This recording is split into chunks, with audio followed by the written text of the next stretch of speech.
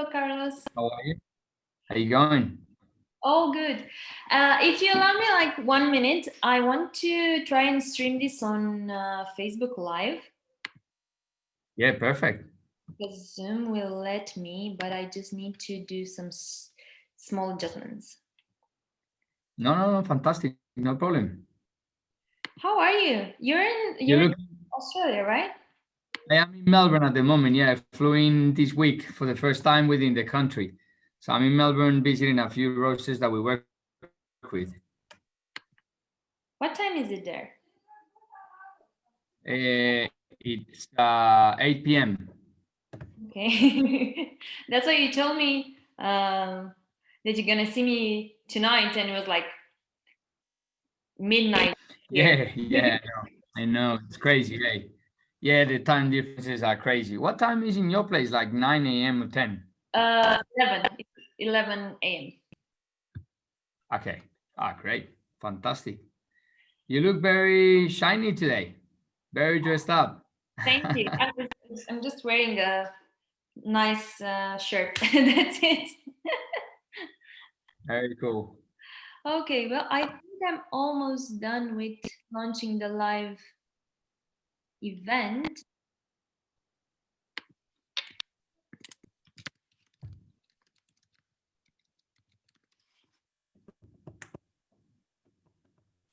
Is it done? I'm sorry it takes so long. I have no idea with all this technology. I've never done it. I've done a lot of podcasts and things like this, but the live, I think we've done it a couple of times with other people, but I've never done it myself. So yeah, cool. Have you done a few before? I've done some live Facebook videos and live Instagram, and I attended Okay. some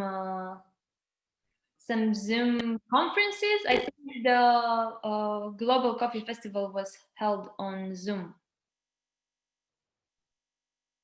Ah, cool. Okay. And You guys are ready for Christmas? yes, I actually do the. I think I'm just gonna not do the live on Facebook. Is just way too complicated. We're just gonna do it on Zoom, and I'm also recording, so then I will upload it on YouTube. Fantastic.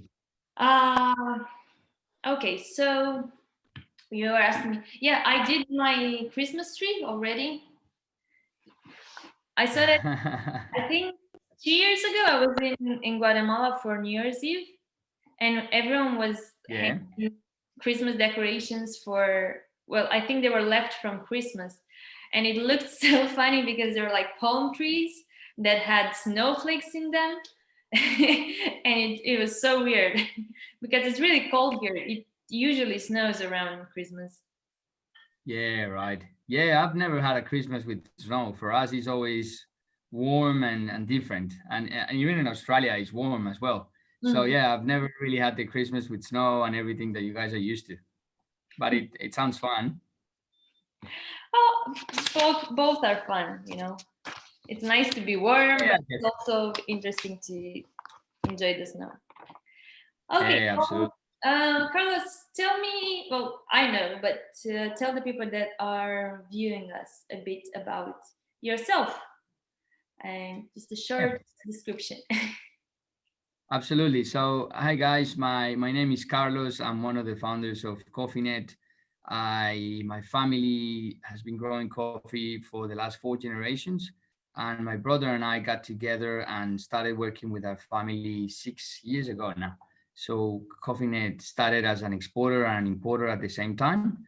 My brother and I were living together in Australia, and he went back to Colombia to manage our farms, and I stayed in Australia looking after the roasters that were working with us. And that's how Cofinet started. Basically, yeah, we wanted to help our family and a few farmers that were struggling at the time. My dad was one of them. He had 6 coffee farms, and that's how it all started. And that's who I am. Okay, so you say you've been growing coffee for 4 or 5 generations? We're the fourth generations, yes. So it's in between almost 100 years in the family, yes. And how was that? Did you grow up on a farm?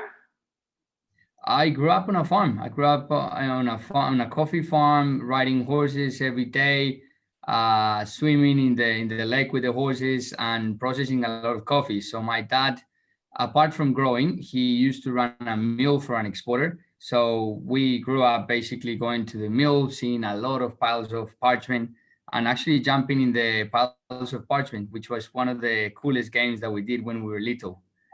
Yeah, it was a lot of fun. It was prohibited to us when we were like 9 or 10 because then we're really jumping high, and you would jump into the pile of parchment, and then the other kids will get you out. So it was a lot of fun. And how early did you drink coffee or taste coffee? Look, in Colombia, it's very common to drink coffee. I started drinking coffee when I was very little, but I never really liked it. And funny enough, I was never really connected. I love the farms and I love the animals and the crops, but I never really thought I was gonna end up working in coffee with the farms and with my family. Growing up, it was never what I wanted. And then somehow being away from my family, being overseas, being in Australia, working as an engineer outside, it really got to me that I wanted to do something for my family, to be connected, and for my country. And then that's when I really got connected back with coffee. Okay, so how was this, like this road from, you said you weren't really enjoying coffee, and now well, since I talked to you about coffee previously, I know you're really passionate. So how was this transition from not being very interested in coffee and not liking coffee into being passionate about it? Look, I think it started in Australia. I was working as a civil engineer. I was working really long hours for a mining company, and coffee was a must. So I would have a coffee in the morning, a coffee at 10 a.m., and a coffee at 1 p.m. And that's what made me really cool coffee culture. And I had a few people I know that were close to me that were working in coffee as well. And it started around there. I started having a few really cool, go visiting a few really cool cafes during the weekends in Sydney, and started talking to my father a lot about the problems we were having in Colombia.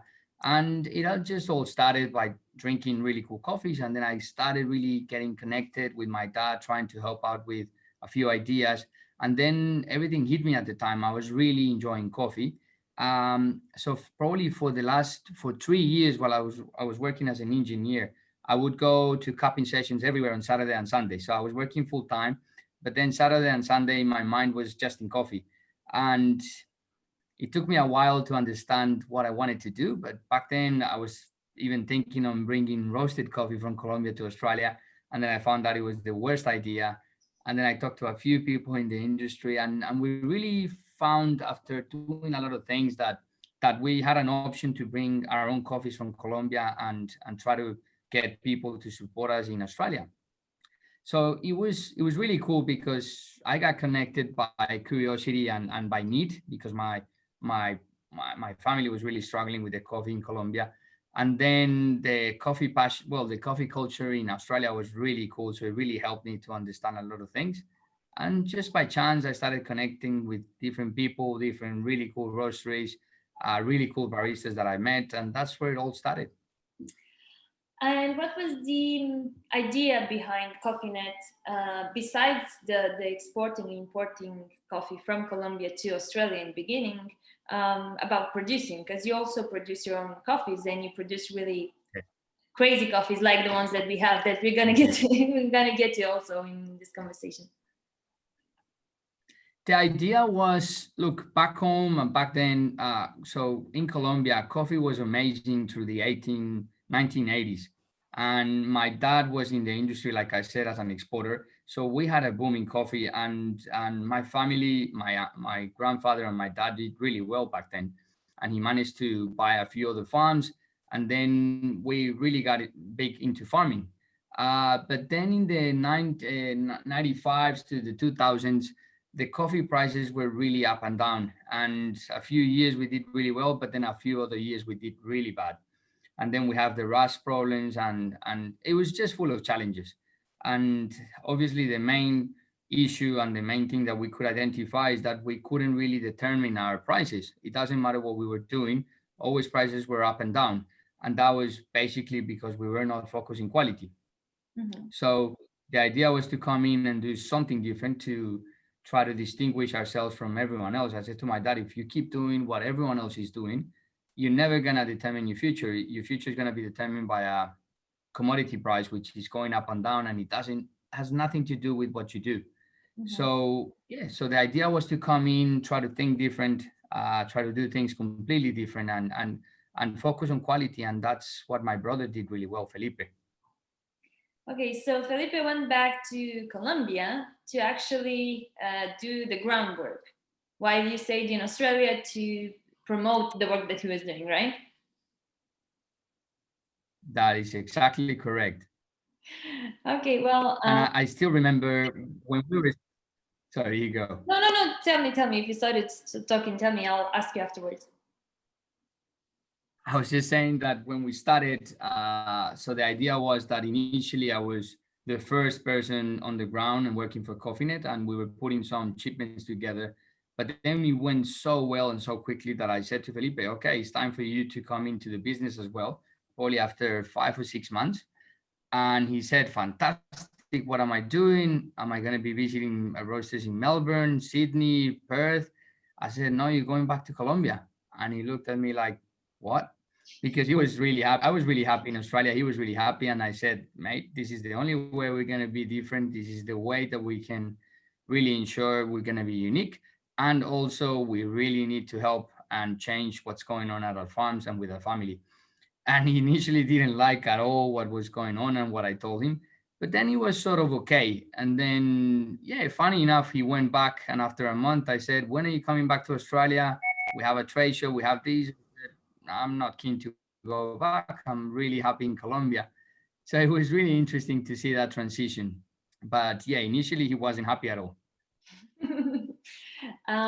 And what does he do? Like, what's his? Because I can understand talking to roasteries in Australia. That's more close to what I can understand. But what does he do in Colombia? I think that's something that's a bit strange to us. Felipe does everything. Felipe is in charge. So, firstly, he went back and started including himself and understanding from beginning to end what was going on with the production of coffee.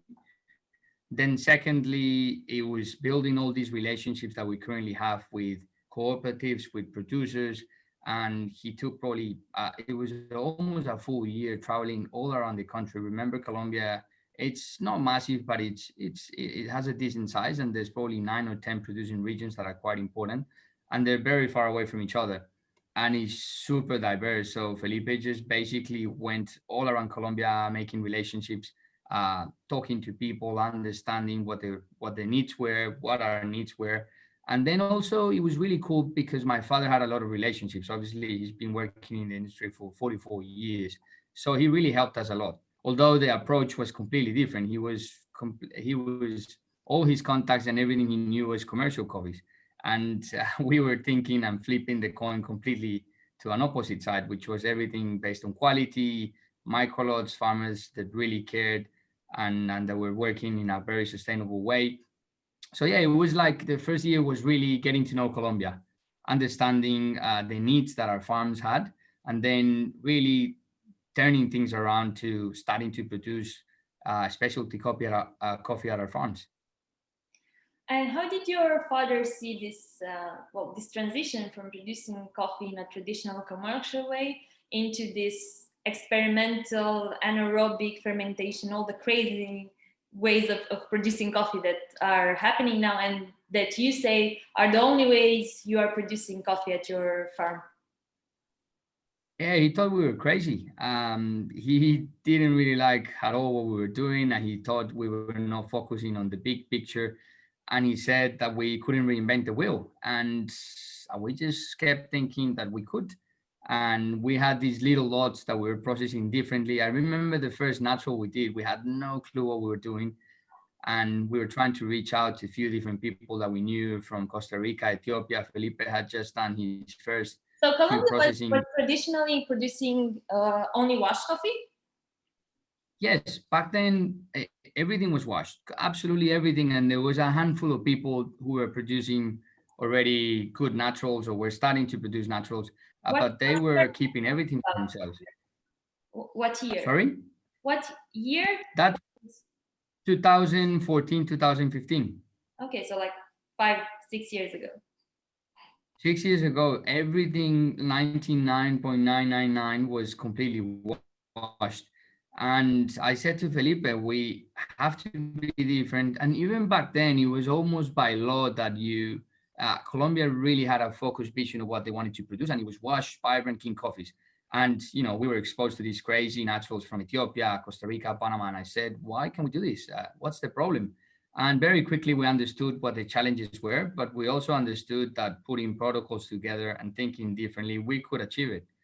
And so we started. We wasted a lot of coffee. It was everyone that we were showing these coffees to at the beginning were like, not great, but there is potential. And we stick to that little thing that there was potential. And after a year, they said, yes, that's really cool. We're keen to buy the first few lots from you guys. And that's where it all really sparkled. And we said, we've got something and we're really onto something big.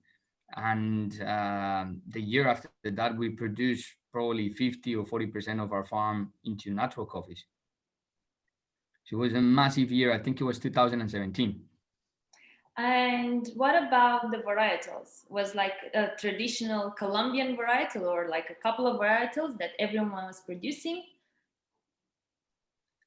Look, our farms were a complete disaster to produce specialty coffee. So my dad has beautiful farms, but if when we started, when we visited a few people and people that were producing really good coffees, the first thing they said to us, guys, your farms are great, they're close to the cities and all that stuff, but they have low altitude. You have really just common varietals. I think what you should do is sell your farms, buy farms that are higher, that actually were going to be cheaper, so it's good for you guys, and plant these beautiful varietals. And we said, yeah, that could be an option. But then we really thought that we've had these farms for a long time in the family. We had the coffee already producing, and the last thing we had to give it a chance. And we said, well, it would be really not great for us to just change everything and start again. But why don't we try it and see what happens? And that's what we did. So back then and still today, we had a lot of just common varietals like Castillo. We had a little bit of Catura. My dad also cropped a lot of Catimor, which is probably the worst varietal you can have in Colombia.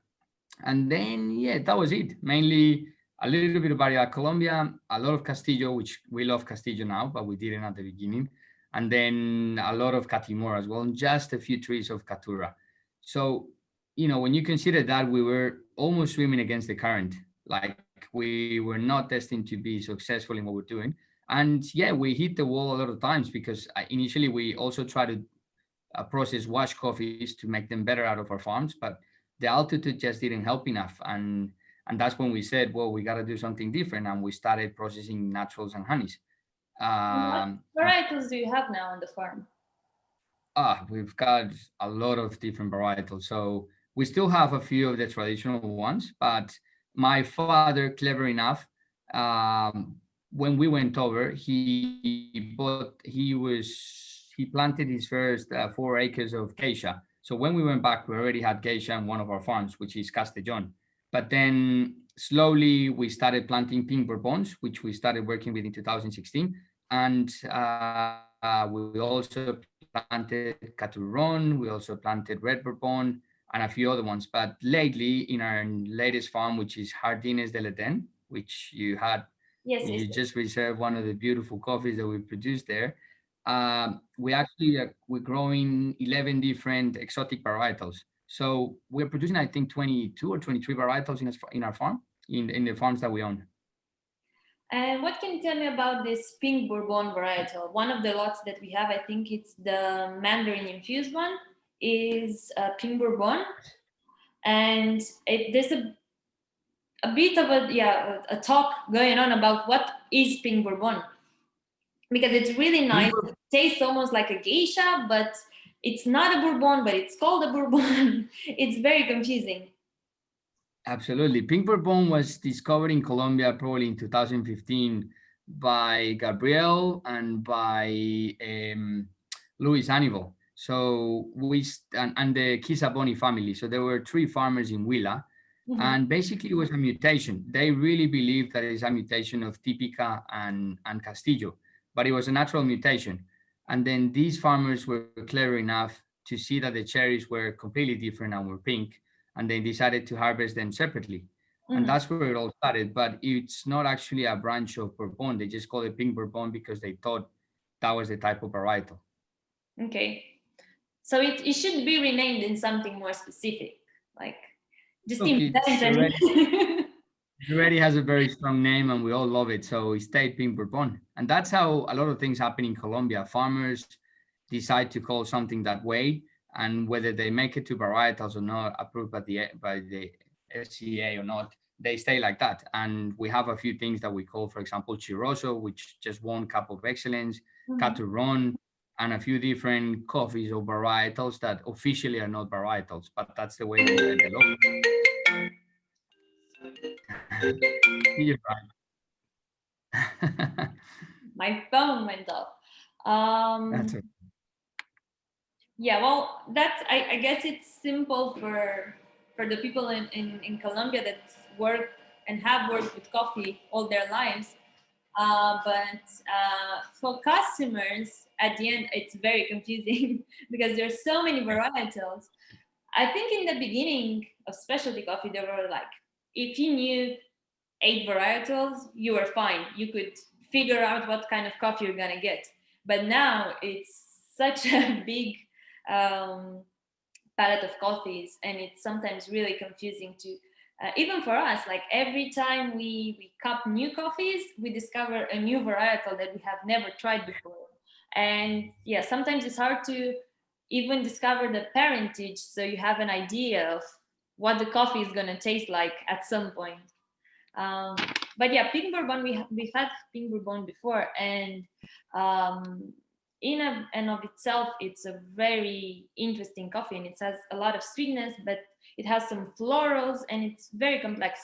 Um, so I knew that the lot that you sent us, because when we received the samples, it said pink bourbon. I was like, oh, okay, this is gonna be a great coffee. And I didn't even know, because we didn't have the conversation before we had the coffees. You sent us the samples, and we first had to roast them. And it said cinnamon on it, and I had no idea what cinnamon was. Like, okay, maybe it's a flavor note. And we tasted it, and it was amazing. Um, and it held most of the pink bourbon's flavor profile, but also added um, the cinnamon flavors on top of that without covering them. And yeah, I myself, and I think everyone is curious to find out how exactly did that work, and how did you get to this very balanced way of infusing coffee without making it feel fake, let's say. Yeah, that's a really great way of putting it together. But let's start from the beginning. So Pink Bourbon, it's a really cool varietal. It's probably my favorite varietal at the moment. I think not only because the cap profile is beautiful, floral, and it's great as well. It has a lot more body than the geisha.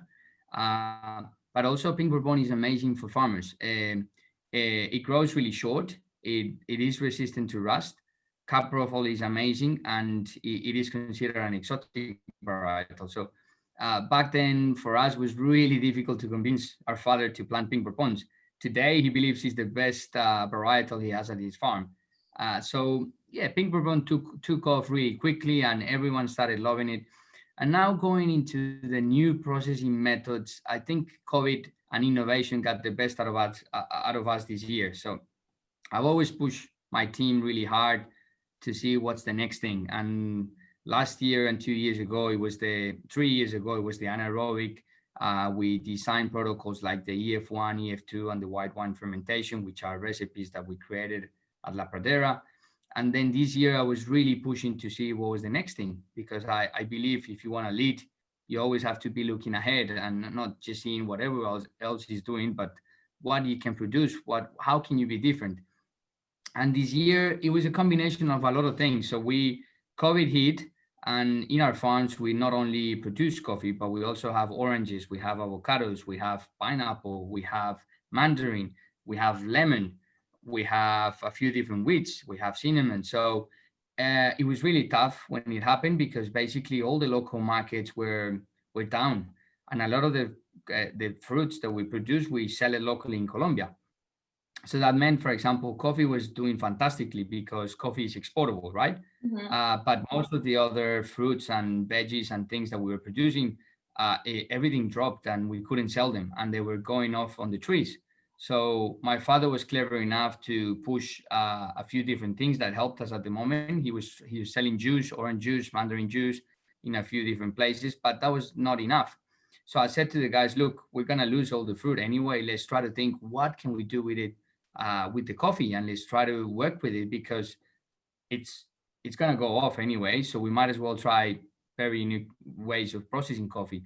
And we started just adding fruits to the process. We threw in juice. We did a lot of different things, and initially it was not great. It was terrible. We're not getting anywhere. Then we fermented really long with the fruits, and we could find that the fruits or the flavors of the fruits were really transferring to the coffee, but then the coffee was too fermenty. And then finally we found a really cool recipe, which was we were missing a really cool thing, which is the yeast or the accelerator, which in this case is the citric acid or the tartaric acid. And after 3 or 4 months we came up with the protocols, and it was phenomenal. When we did the first few batches, we ended up with a really cool protocol, which today we ferment for 48 hours inside grain bags, which have no oxygen. Then we use the dehydrated fruits, so dehydrating is really important. And then we're adding yeast, which in some cases is citric acid or tartaric acid, and that was really accelerating the exchange of flavors within the grain bag. And I still remember the first time I tried the natural mandarin. I was blown away.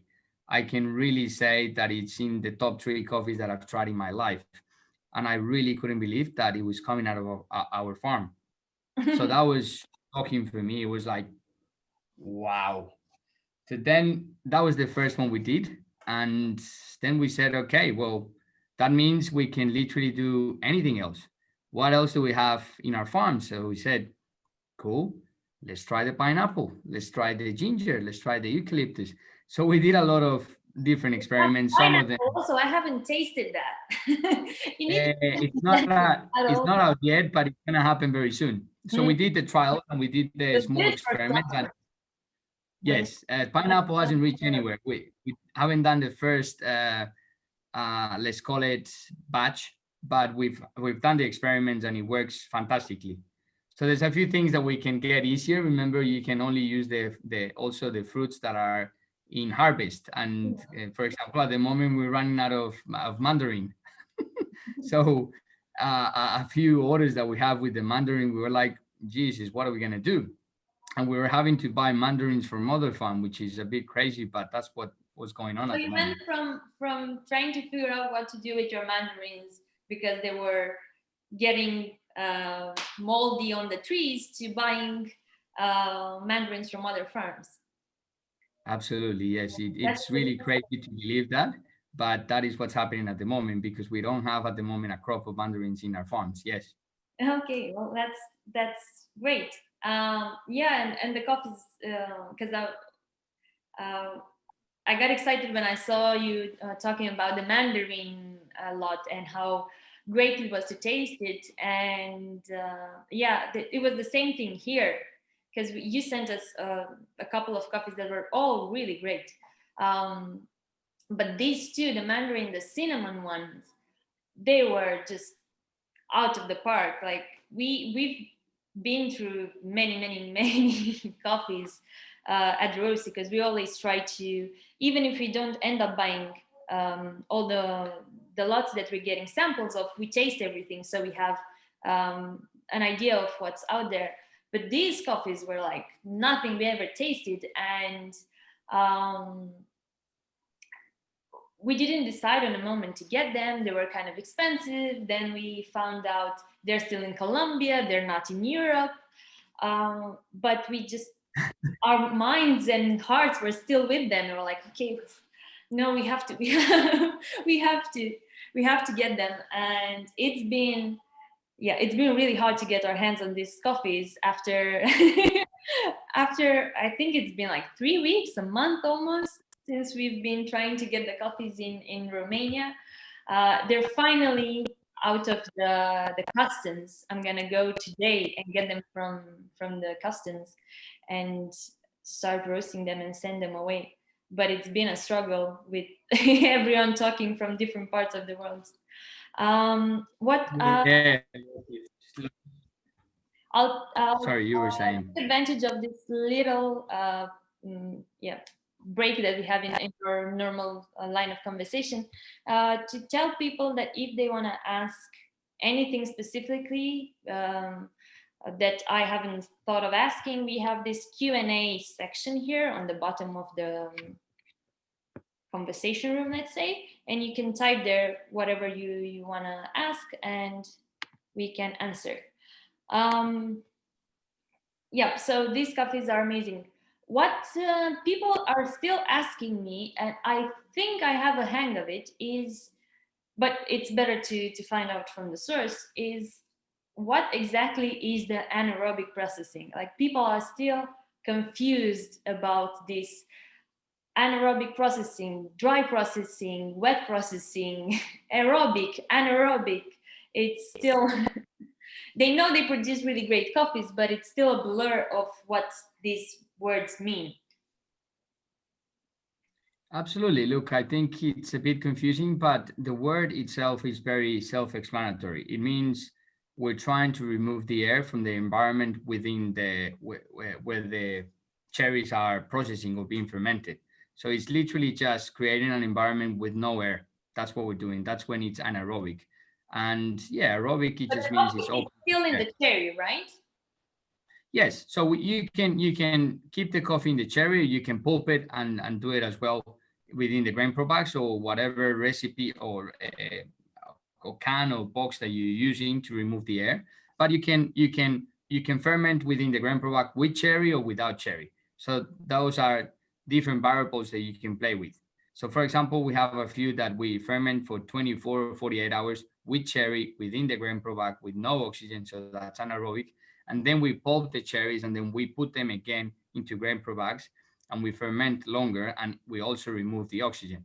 So it's 48 hours being fermented anaerobic with cherry and then 48 hours with no skin with the mucilage and being fermented anaerobic. So you have all these new variables that you can play with and add to, and they all add different levels of complexity.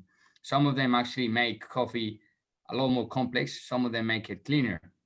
But for me, for example, we once a few of the farmers that we work with, they were probably the pioneers of extended fermentation.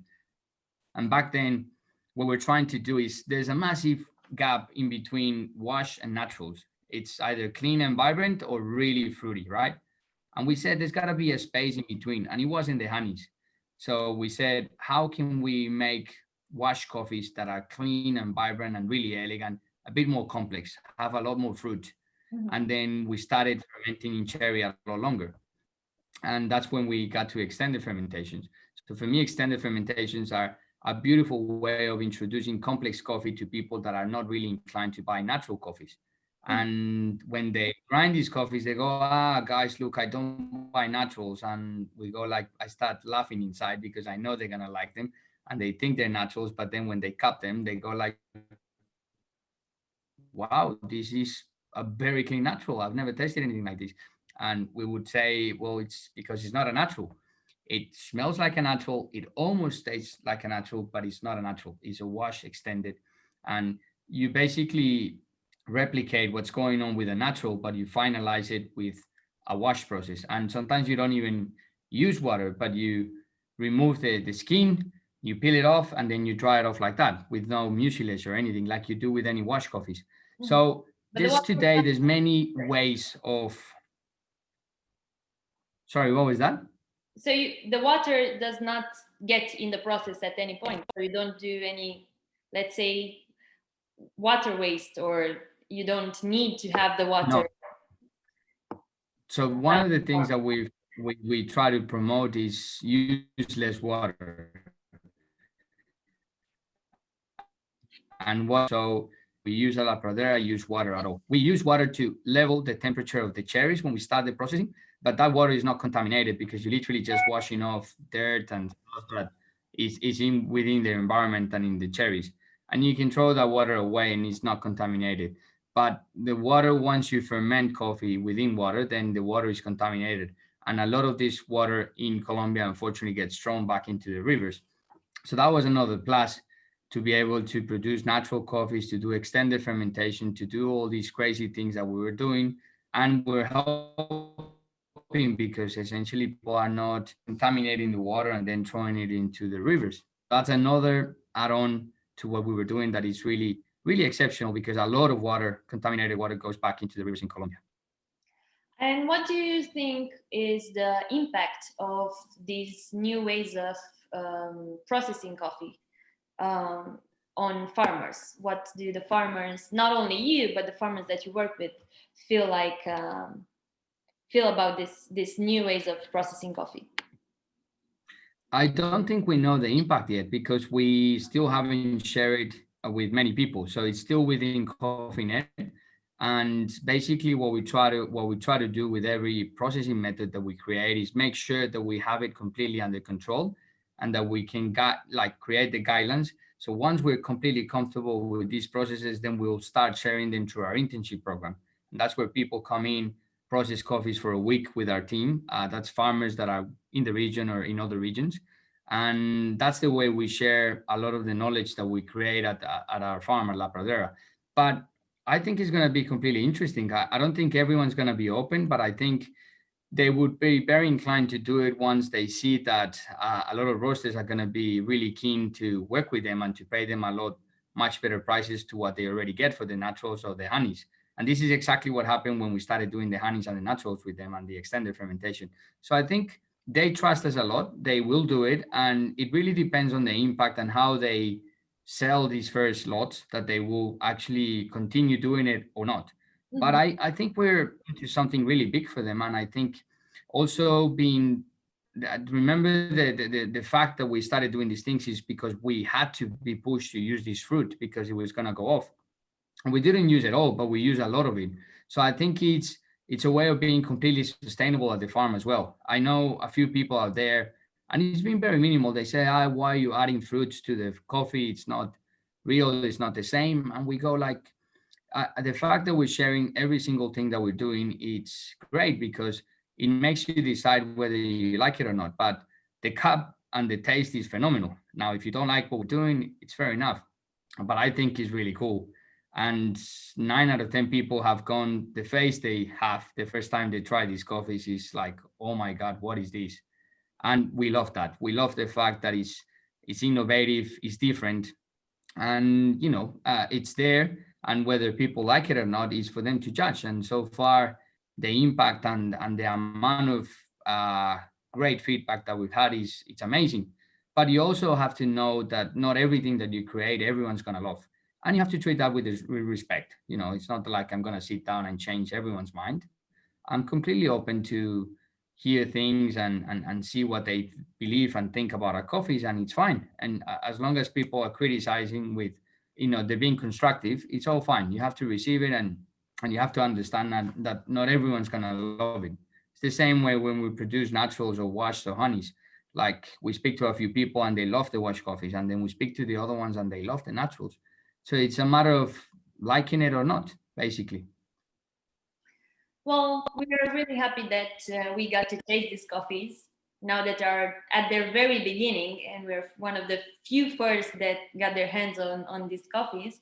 And I agree with you that maybe some people think it's not the pure way of processing coffee, but I think the moment the industry as a whole started playing with this new processings that we got from wine producing, the anaerobic, the extended fermentations, and so on. Coffee was not the purest way it used to be, and that's a good thing. It made a positive impact on the farmer's life, because you can sell your coffee for way, I would say way more, but I think that's the real price it should be paid for something that Right. implies so much work.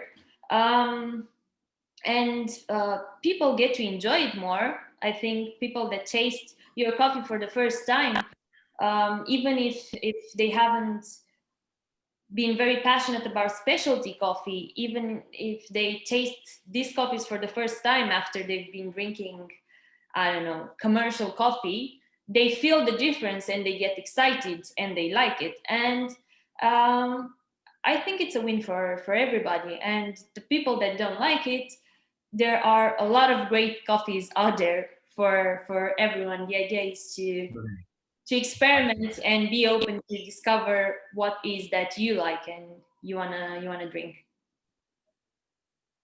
Ah, look, I think for us it's about being creative and innovative, and I think like we do with a lot of farmers, we give them tools to be better, we teach them, but some of them don't want to learn, and that's fine. They can do what they've been doing for years, and they stay like that. But our way of thinking is always, what's the next thing? What are we doing next? And I think this is great. We have to enjoy it now, and hopefully, in a couple months we'll talk again on these Zoom meetings, and we'll have something really cool and new to present. But I get excited about that, and I think we're onto something really big.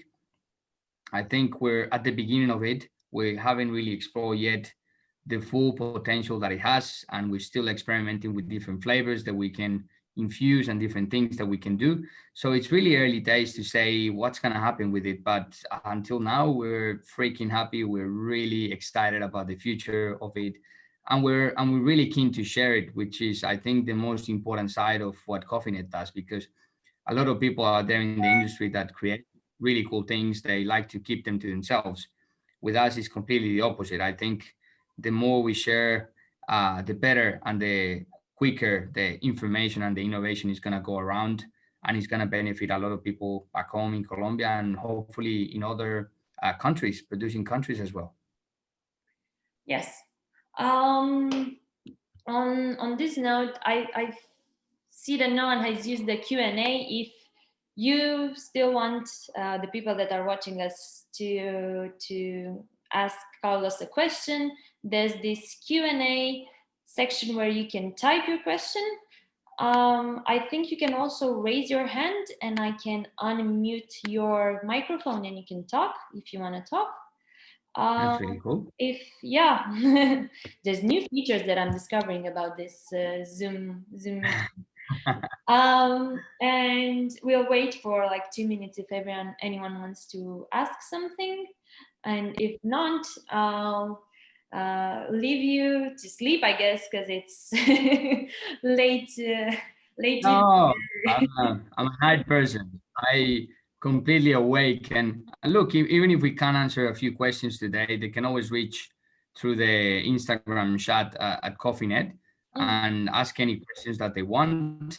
Also, we might be doing a really cool post with you because, like you said, you're probably one of the first ones in Europe to showcase these experimental coffees from our farm. So, which we're very thankful for and really excited about the impact that they're gonna have in the industry, because I think your phone and your webpage and your stuff is gonna go insane once people start trying these coffees. Yeah, I So yeah, we for really, now it's been a bit slow because the coffee is not here. We just have like I 20 know. grams. But after people are gonna start receiving this coffee, it's gonna go nuts. So yeah, it's gonna I know. be a nice start for 2021, hopefully, as a whole. Absolutely. Absolutely. And look, and hopefully next year things improve a lot and we can travel again. I would love to be there with you personally to make this conversation and this chat, and then also have you over in Colombia sometime soon. That would be great. I think things are definitely, they definitely have to change at least mid next year or late next year. So uh, I can't wait to get a little bit of normality and traveling, and even visiting Colombia for us this year was a write-off. So really looking forward to jump on a plane and explore the world again. Yeah, I hope that all the coffee events that are planned for the end of 2021 are still gonna happen, um, and 2021 is gonna be better. But I think this coffees that we have from you are a great way of ending 2020 and wishing for a better year. And on that note, I think we can um, close this meeting, and I'll upload the YouTube video. And if you want to ask Carlos something afterwards, you can either write to me and I'll give you the contact, or you can write on the Cofinet Instagram page, as Carlos said.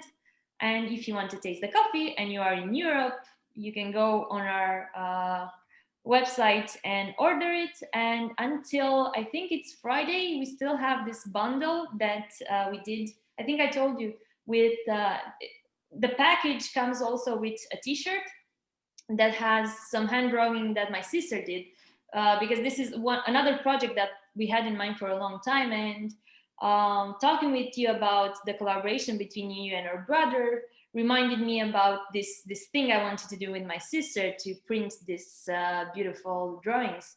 And yeah, we just made this bundle, but it's gonna be available only until Friday, because afterwards there's no way we can print the T-shirts anymore because everyone goes on holiday.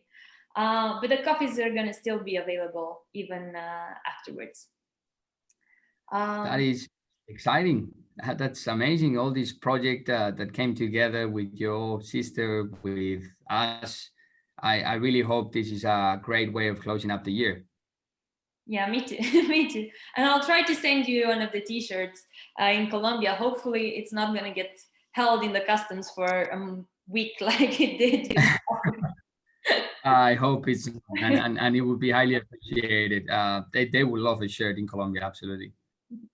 Okay, Carlos, it was nice talking to you as always, and talk to you again soon, hopefully. And thank you for the coffee and the conversation.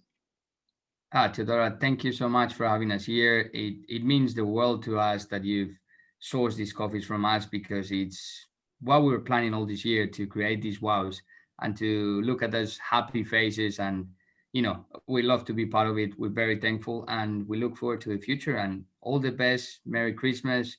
Thanks again for all the support, and we'll be with you very shortly. Okay, bye everyone.